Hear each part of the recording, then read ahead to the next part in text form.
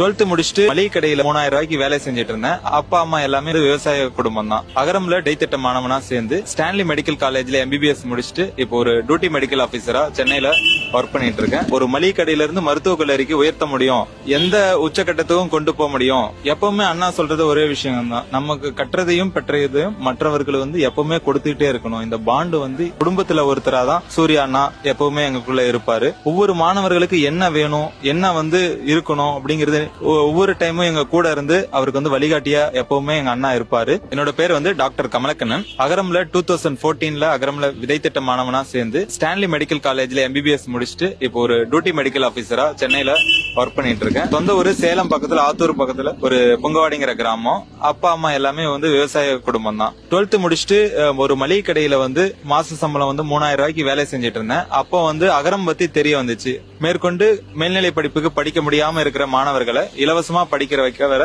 ஒரு அமைப்பு அப்படின்னு தெரிஞ்சவங்க மூலமா சொன்னாங்க. அகரத்துக்கு எழுதி போட்டேன். அதோட ப்ராசஸ் மூலமா செலக்ட் ஆயிட்டு காலேஜ் படிப்பு எல்லாமே படிச்சு முடிச்சிட்டேன்.